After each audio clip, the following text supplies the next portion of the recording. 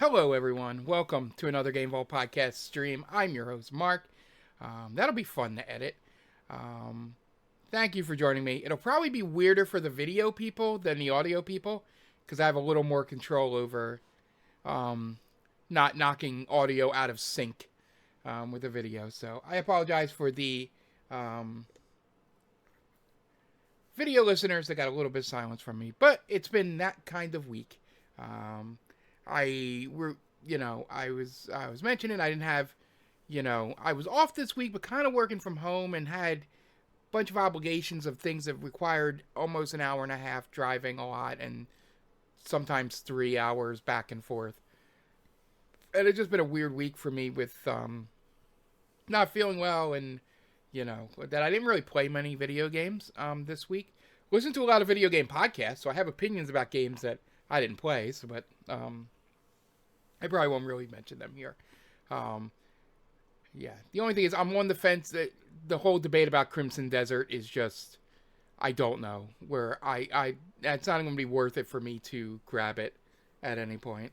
To register an opinion with other games I have coming up. But yeah, uh, but yeah, heard a lot about that this week and a lot of the podcasts I was listening to while I was sick. But yeah, but I'm here. Hopefully you guys had a good week. We're almost on March, so we're through Q4. So that's why a lot of games were rushed that you may have seen. You may have seen a lot of layoff stuff happening because we are at the end of the fiscal year. April 1st is the beginning of the new fiscal year for, at least in the video game industry. I'm assuming that's businesses in a lot of industries. Our fiscal year is January to January in real estate. But, yeah. So now is when you start getting news about things because they got to talk to the investors about next year. And we have one of those things, the partner select. So, hey goat, how you doing? Yeah, so just starting off what I've been playing. I'll tell you the one thing I've been thinking about doing, just to make this segment a little bit longer, because honestly the only game I played this week was NCAA 26. As I was listening to said podcast, the I've been real. I really want to go back and possibly I want to look at the trophy list and see how hard the platinum is for Resident Evil Requiem. I think I need to figure out a way to get infinite ammo and everything, and then try to beat it on Insanity because I don't know if I can regularly beat it on Insanity. But I had a ton of fun with that game. It doesn't seem like the platinum should be too difficult outside of just beating it on Insanity mode, which had some fun things they changed. So you can't make that like your speedrun game. If like when you're beating it for the first time. So I'm looking back to go into that. I know Pragmata's coming out soon. I'm probably going to pick that up. That may or may not be a game I stream for you guys. I don't know. I know 007 is the next big game we're doing here. But I was looking into getting something in the meantime. But, yeah. Yeah, so, April I'll probably have a lot more stuff to talk about here. I played a little Pokemon Silver. It feels like, one of those games, like most of the Pokemon games I played, where I get the RPG, I understand the loop, I know what's going on, like, I get it, I enjoy it, it's a good time, but I feel like the love and, like, I'm trying to think of the right word, because the thing is I wasn't into it when it first came out, so I wasn't into, I didn't, had a Game Boy, but I didn't really play Game Boy at that time.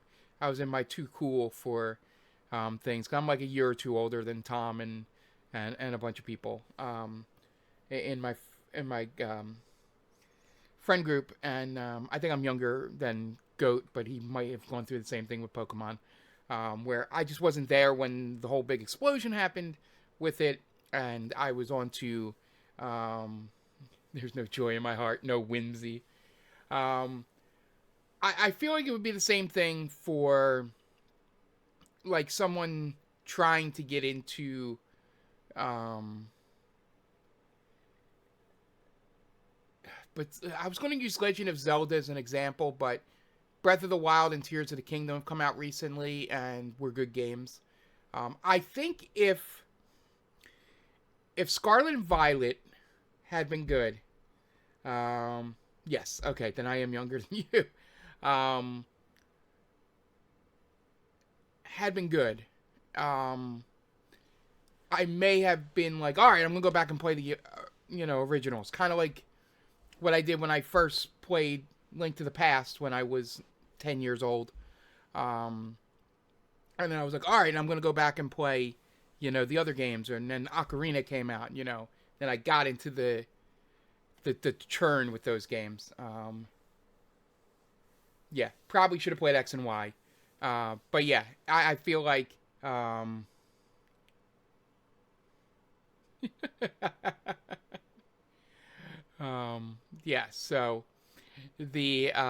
yeah, so I'm enjoying Silver. Like I said, I could see myself really getting in and loving these games, but I feel there's going to be a different pull when we talk about it on Podcast Prime, from like Tom and even Jen possibly. The that's about all. That was my thoughts playing through Silver. Like, it's one of those games where when I had people around me telling me to get into Pokemon, which I only had one friend in high school and grade school that played Pokemon, and we just ignored his opinions and went and played our Madden and wrestling and Resident Evil and stuff. And so I didn't have anybody until I met Tom, that sort of was like, hey, this Pokemon stuff is cool. You should check out Pokemon.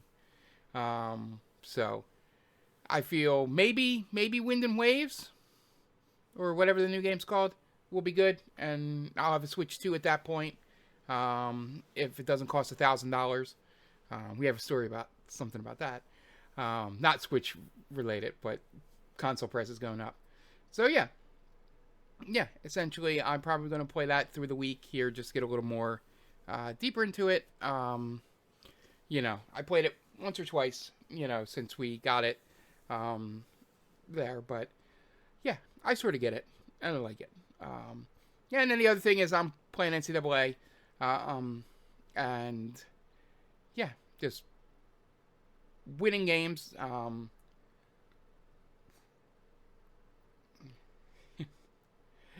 I'll try it. I'll give it a I mean, I played a lot of Scarlet.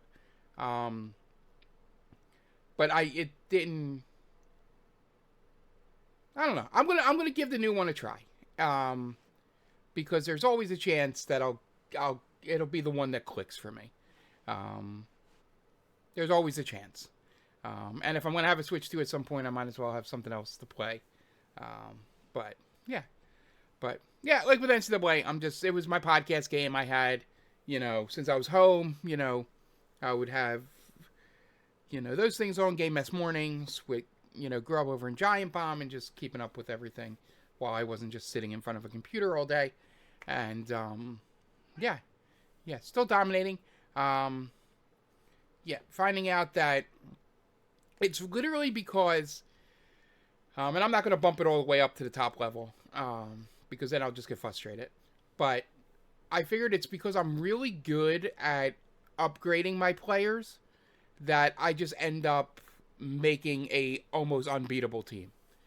Like, the way I play offense and defense, I rate the players up to be favorable to those styles, and then the other teams can't compete because I basically have superhumans playing exactly the way I want to play, like little robots on the field. And yeah, I think that's where I think going up to All-American or whatever the top level would be, Heisman, that's the high level.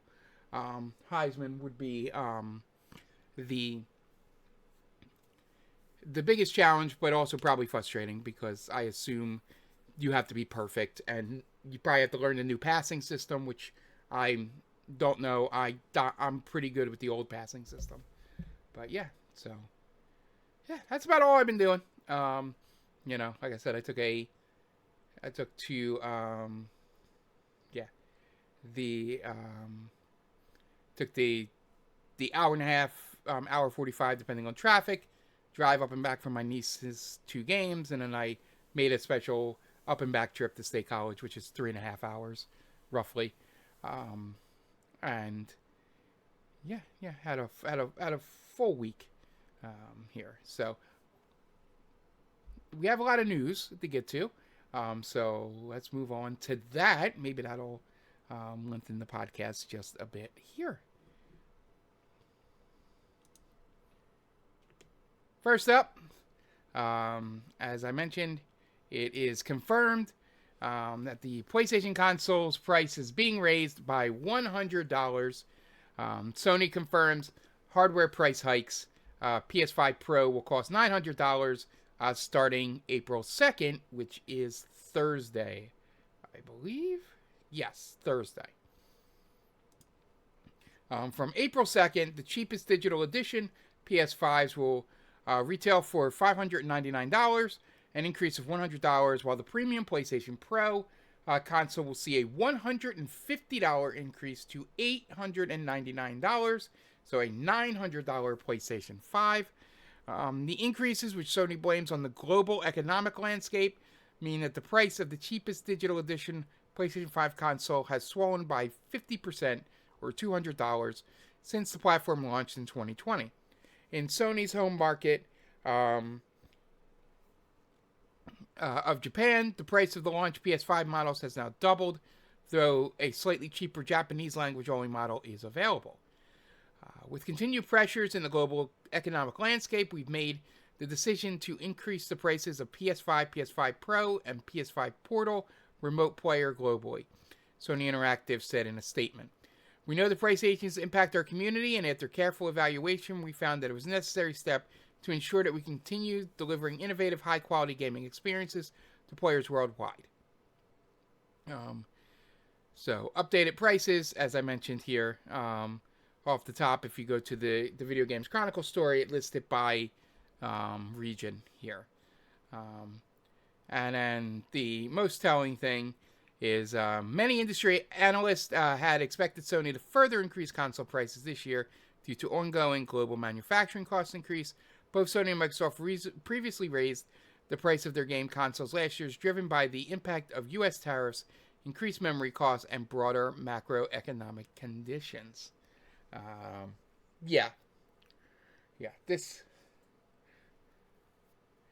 This very much felt like we're not making enough money. It's because we got fucked over by stupid policies that our government has put in place. And as it mentions here, Microsoft raised the price of Xbox consoles twice last year. A standard Xbox Series X console now retails for $650, up $150 since launch, and the cheaper S Series sells for $399, an increase of $100. And bingo, that was the other point I was getting to, Night Duck. The macroeconomic condition is that they have less competition than ever before, so they can just raise the prices if they want to.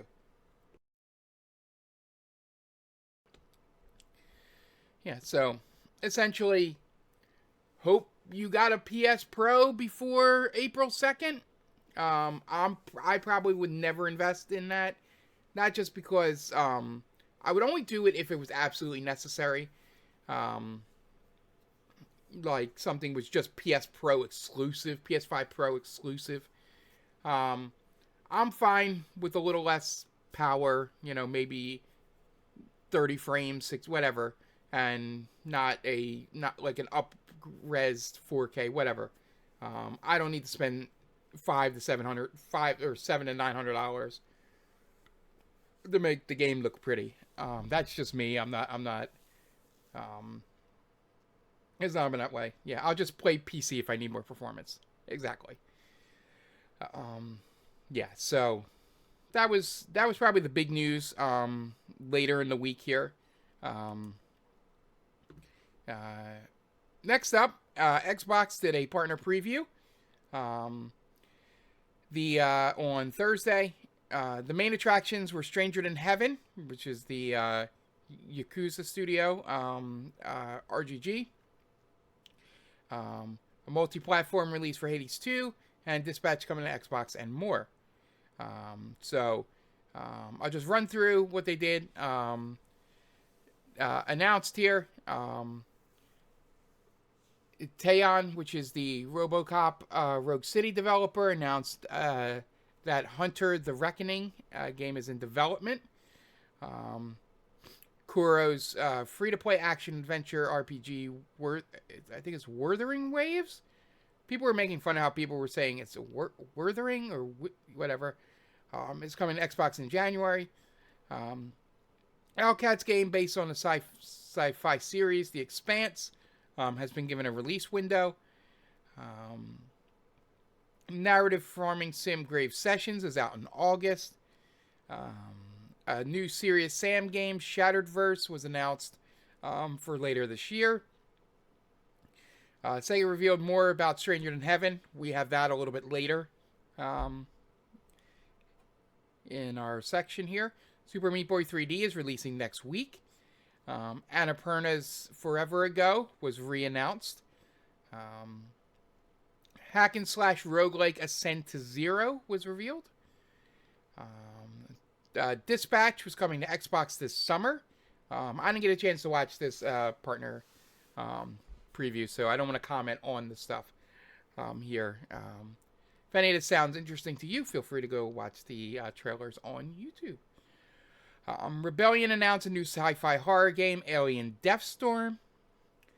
Frog Squad, co-op puzzle platformer, was announced. Bluey, Happy Snaps, is coming fall 2026. Stalker 2's first major story expansion, Cost of Hope, is coming in the summer. Musa, Dirty Fate, is a dark action game inspired by Korean history. A demo for The Eternal Life of Goldman is out today. Vaulted, a sci-fi tactical RPG, is coming this year. Hades 2, finally coming to PlayStation and Xbox next month. Get on that if you have not played it yet. Hades 2, great game. Artificial Detective, the debut title from Vivix, was revealed. And that was everything they announced there. Bunch of trailers on YouTube if you want to go check that out. No major stuff. The Stranger Than Heaven stuff we'll talk about later. But yeah.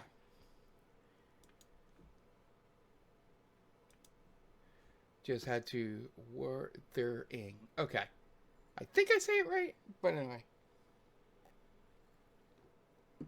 Yeah, and PSSR, as Jonathan mentioned, yeah, does make games look a little worse.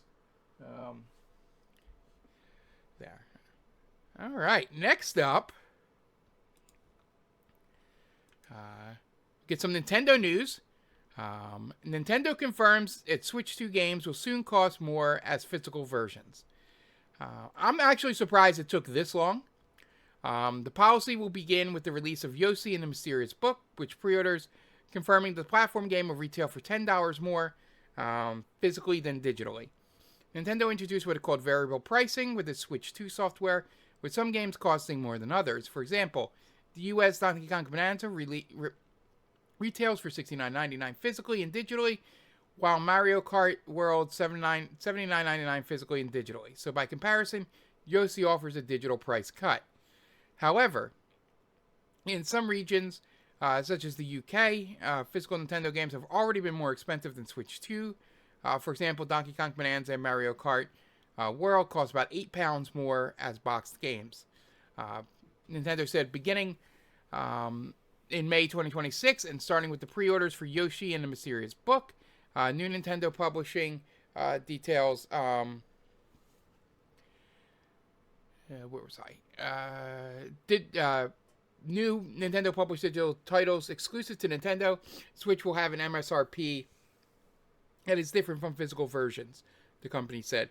Nintendo offers the same experiences whether in packaged or digital format, and this change simply reflects the different costs associated with producing and distributing each format and offers players more choice in how they can buy.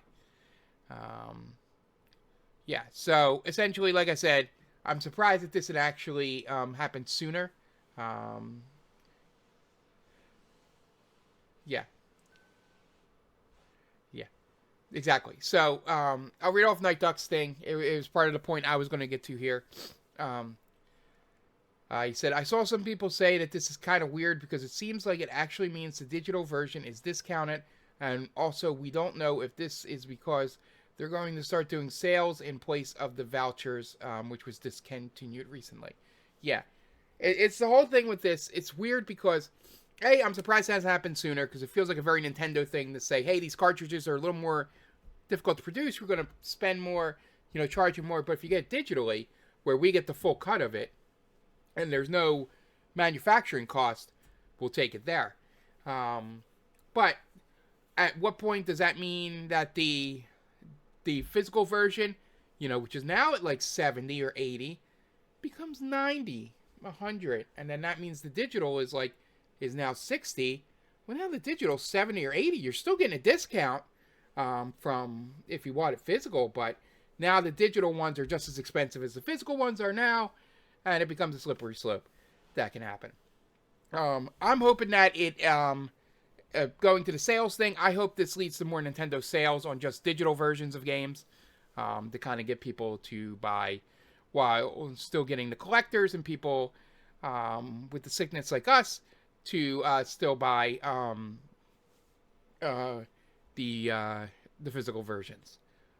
But yeah, we'll see how this policy goes. Like I said, I'm shocked they have not done this sooner. This seems like a very Nintendo thing to do. More Nintendo news. Fox McCloud is officially appearing in the Super Mario Galaxy movie. The only thing I have to say with this, essentially, I'll read the story real quick here, and then just a quick thought on it. Announced on social media on Thursday, the Super Mario Galaxy movie's official profile revealed that Star Fox protagonist Fox McCloud will appear in the sequel. Let's rock and roll. Fox McCloud joins the Super Mario Galaxy movie, only in theaters April 1st. Fans have speculated that Fox could appear in Galaxy movie due to a brief segment that appeared in a previous trailer, appearing to show the character. Reacting to Fox Galaxy reveal on social media, original Star Fox creator, artist Takeya Imamura, Jesus, my throat, I'm sorry, overwhelmed with emotion. Thank you, Miyamoto-san. Fox first appeared in 1993 Star Fox for the Super Nintendo. The only thing I'm upset about this is this would have been a cool thing to keep a surprise for the movie. Because I doubt that there's kids going into this. The movie really no Star Fox outside of Smash Brothers. So the reveal would have meant more to like the parents and older people going to see it than the actual kids. The kids would go, oh, the guy from Star Fox. Now we know, and it saves I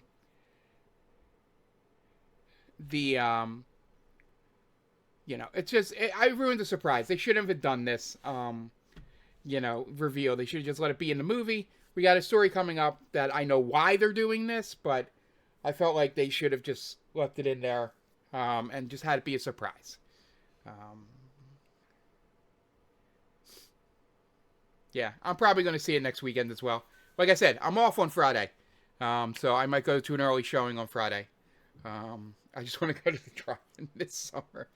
That's true. If I had a drive-in near me, I would be going to the drive-in as well. Because those are always fun experiences. But yeah.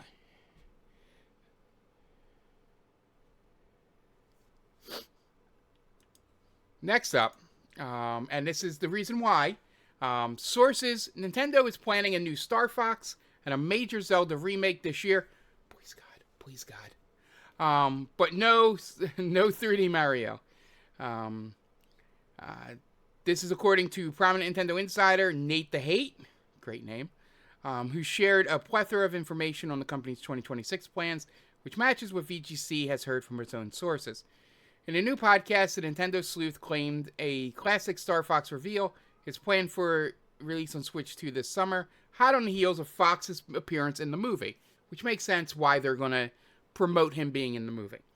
Starbox is coming back in summer 2026. We're getting a new Star Fox game in the very near future. He said, I've been told it's a classic style Star Fox game and that the visuals are supposed to be very good. And I heard it does have online multiplayer. The new game will match Star Fox's first major release in nearly a decade following Platinum Games' Wii U entry, Star Fox Zero. Furthermore, a new 3D Mario game won't arrive in 2026 as expected. According to Nate's sources, the last 3D Mario game, Super Mario Odyssey, was released during the original Switch launch window nearly a decade ago. And despite last year's Donkey Kong Bonanza from the same studio, a major new entry had been expected soon. In its place will be a major remake of the Nintendo 64 classic, The Legend of Zelda: Ocarina of Time. To coincide with the Zelda series' 40th anniversary, it claimed. One game that will not be releasing in holiday 2026 is 3D Mario. 3D Mario will not be releasing in 2027, will be releasing in 2027. According to Nate, but there's another anniversary this year, The Legend of Zelda. What I can share with you today is that in the second half of 2026, approaching holidays, we're going to receive an Ocarina of Time remake for Switch 2. According to Nate the Hate, Nintendo is unlikely to stream a general Nintendo Direct until June, but it could make smaller announcements on social media, such as new looks at Splatoon Raiders and Fire Emblem Fortune's Weave, and anticipated Switch 2 editions of Pikmin 2 and Pikmin 4 and Xenoblade 2.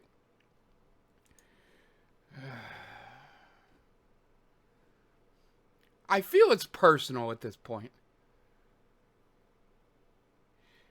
You know, you're gonna let the Wind Waker remake die on Wii U, and you're gonna remake Ocarina of Time.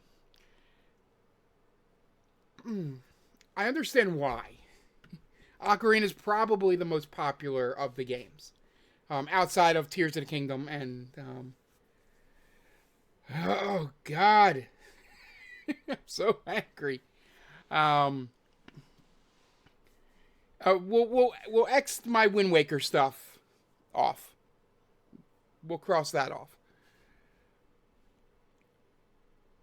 I understand why Ocarina of Time. It's probably the most famous outside of, like I said, Breath of the Wild and Tears of the Kingdom, the newer ones. Well, they're a separate thing. And I wouldn't push for,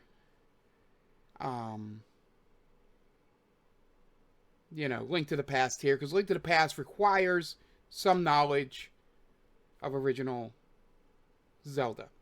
I think if you're going to remake, you have a lot of space to work with in remaking the first game.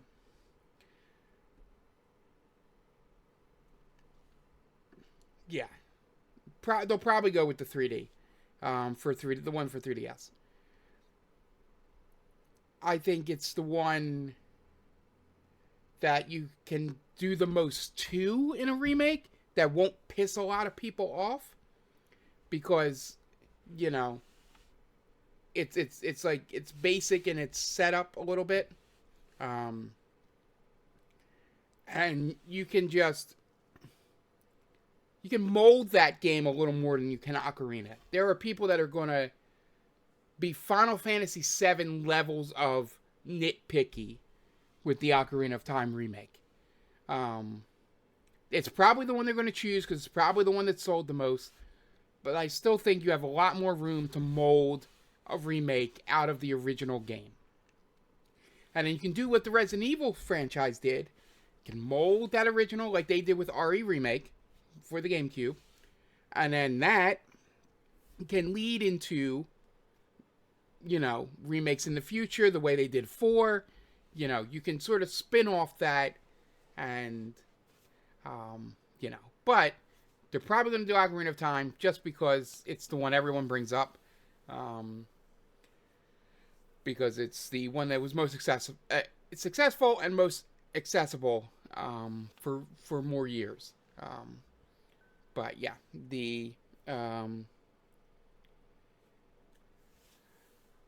yeah, I'm excited. I'll play it, but I really think being objective on this, because my heart would be I would love a Link to the Past remake.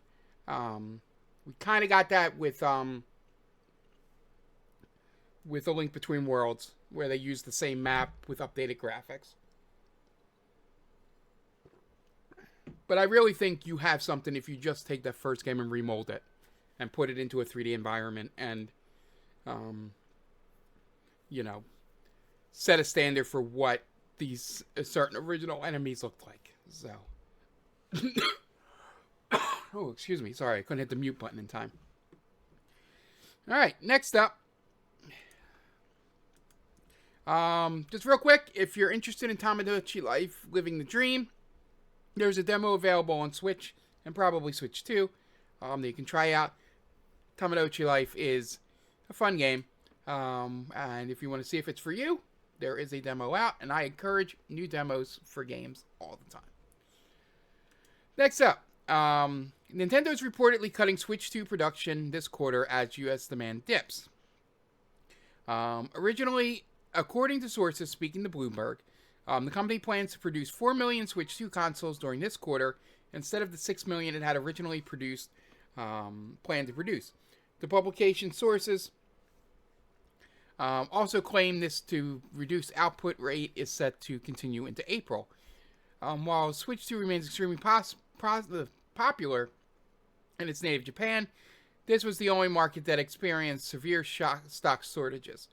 In the U.S., following a record-breaking launch, Switch 2 sales slowed over Christmas and ended up down around 35% compared to what the original Switch, managed during the first Christmas period in 2017. Bloomberg sources say that the critical and commercial success of Pokemon's Pokopia has yet caused Nintendo to start increasing Switch 2 output yet. Hasn't yet caused.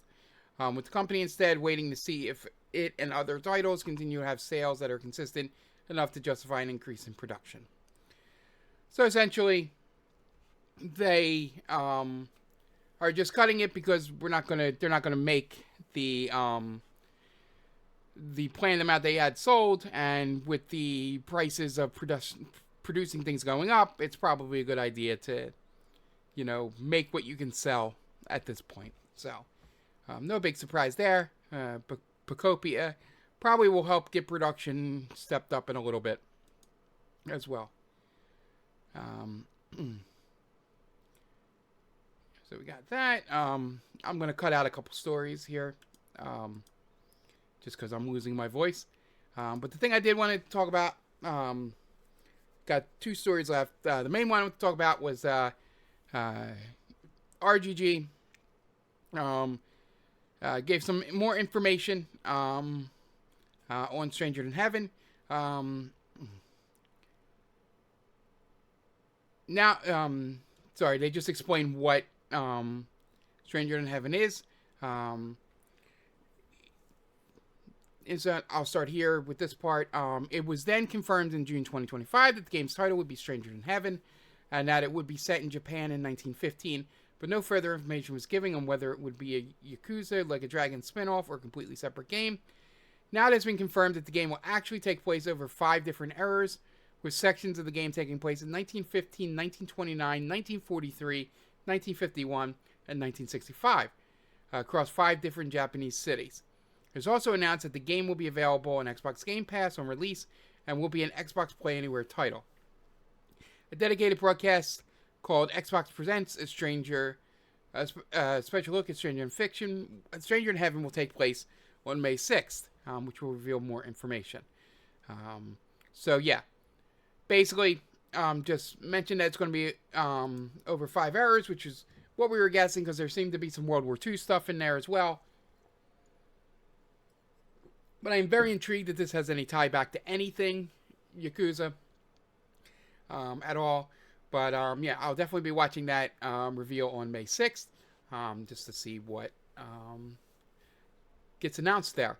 This is one of the games that would definitely be on my list to stream in full with you guys when it comes out. And final story, before I completely lose my voice, April's main PlayStation Plus free essential game has been leaked. The ever-reliable Deal Lab, or I guess it's Deal Abs, revealed upcoming hardware, and he's the great track record of revealing upcoming hardware and software announcements. Suppose what the major game is for April. According to the Insider, the main essential game for next month will be Lords of the Fallen, the 2023 successor to the 2014 game of the same name. Released in October 2023, Lords of the Fallen was a reboot of the dark fantasy action RPG of the same name that was released in 2014. So if you were interested in Lords of the Fallen and you have a PlayStation account, even the lowest level, you will get this. They are available to claim between April 7th and May 5th. But there will be other titles as well.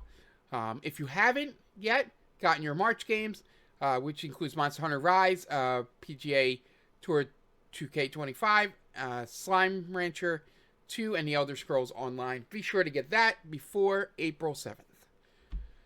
Alright. So that will do it. Yeah.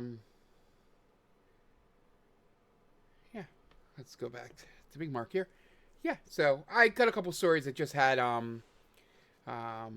like downer stories. Like I'll mention them real fast here and we don't dive deep. One was about all those layoffs at Epic. I don't know if I mentioned it last week. I put it in there and maybe talk about it this week, but they laid off 1,000 people. Terrible, and not understanding how Epic, like the mismanagement of Epic is the reason why they have to do these layoffs, not because anything's going wrong with the developers.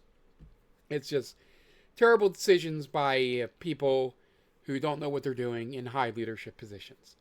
And then the other one was essentially about how Square Enix was the top studio according to Metacritic last year, which was just a fun story, but not worth losing the voice. So yeah, thank you for joining me. We'll be back tonight with Mega Man 6 Part 2.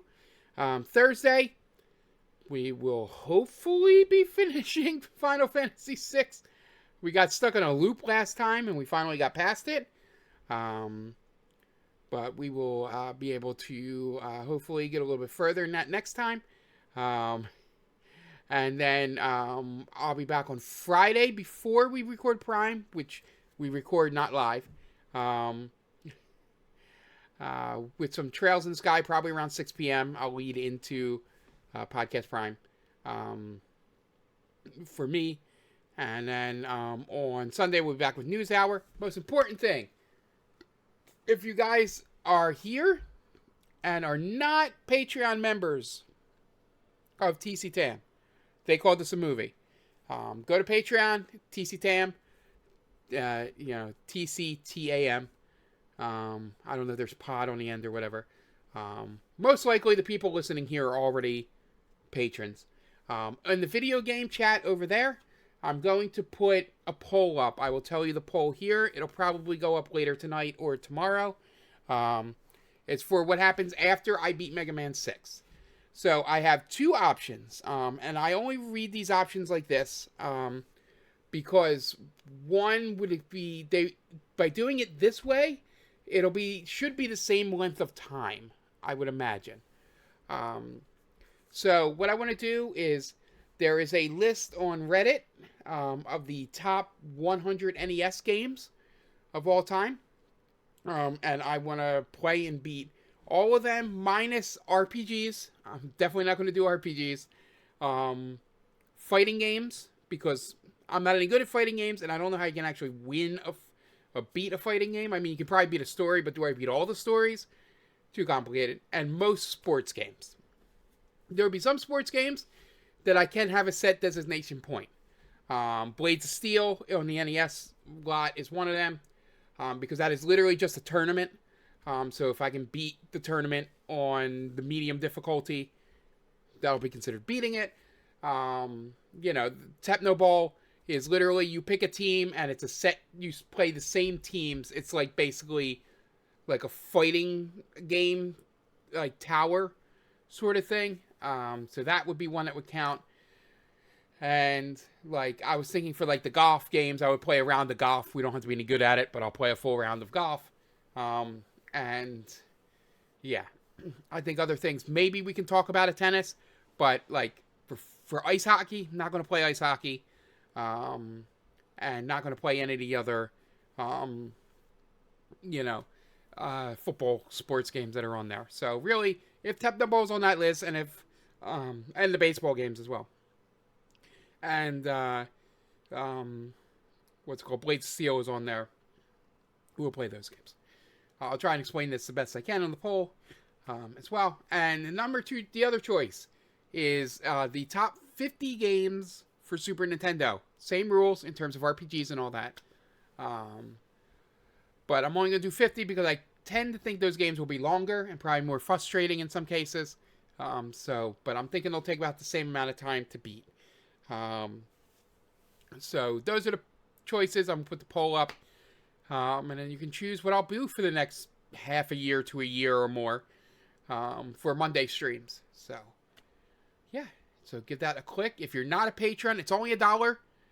Go over there and we do movie discussions, music discussions. There's questions of the week. There's polls for both TC Tam. And I'm going to start throwing polls in for here. Maybe I'll do a question of the week, like a poll on the video game channel. The music stuff is great over there. Maybe I'll do like after this podcast every week, I'll put a poll question up, and then I'll talk about the results on Sunday. We can do some interaction that way. We can play around with it. I was having some ideas, but so that'll do it for this episode. Thank you for sticking through my nasally and voice going away here. I should be better next week, but we will see you tonight for Mega Man 6, and we'll see you later. Hope everybody had a good weekend, and we'll see you next time. Bye!